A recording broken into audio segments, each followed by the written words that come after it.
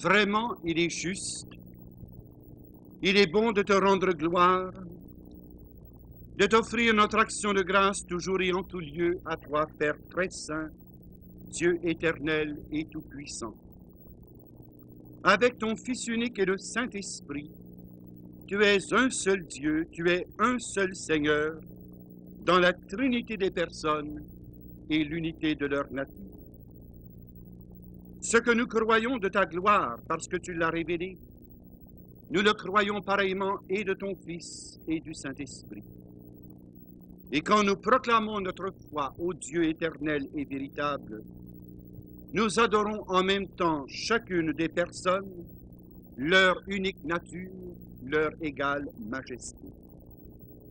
C'est ainsi que les anges et les archanges, les plus hautes puissances des cieux ne cessent de chanter d'une même voix: Saint, Saint, Saint, le Seigneur, Dieu de l'univers. Le ciel et la terre sont remplis de ta gloire. Hosanna au plus haut des cieux.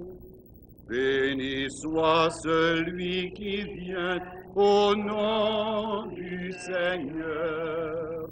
Hosanna au plus haut des cieux.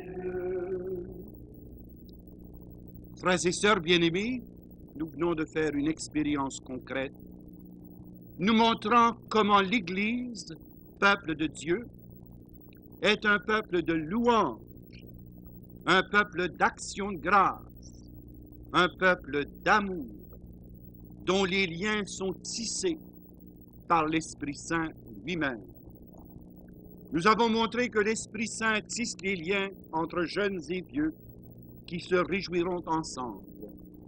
Les jeunes filles dansent de joie, les garçons consolent dans leur deuil, emportent l'allégresse à ceux qui sont en deuil.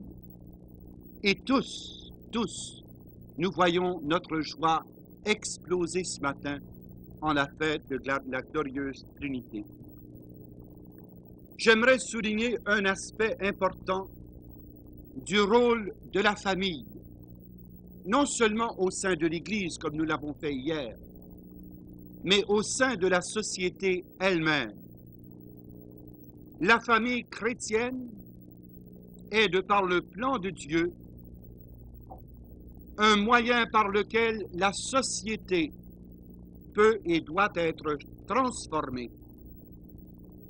Ayant reçu gratuitement l'amour qui a été répandu en nos cœurs par l'Esprit Saint, il nous reste maintenant à répandre ces torrents d'amour sur la société tout entière, introduisant déjà en 1981 les éléments nécessaires pour qu'advienne en l'an 2000 la civilisation de l'amour. La famille demeure l'unité sociale la plus solide et la plus logique pour que cette civilisation de l'amour devienne une réalité dans les années à venir. Ce thème de la civilisation de l'amour n'est pas une fabrication de ma part. Plusieurs fois, le pape Paul VI a parlé de cette civilisation de l'amour.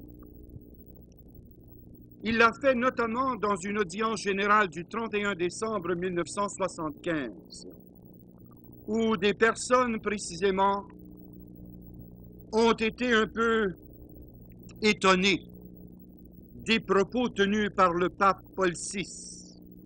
Et on craignait que ce pape Paul VI ne commence à souffrir de sénilité précoce.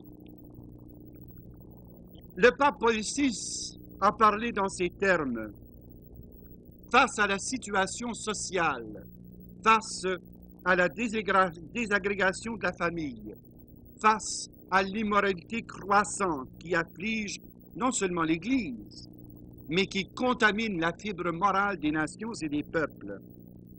Et alors il dit: ferions-nous un rêve lorsque nous parlons de civilisation de l'amour? Non, nous ne rêvons pas. S'ils sont authentiques, s'ils sont humains, les idéaux ne sont pas des songes, ils sont des devoirs spécialement pour nous chrétiens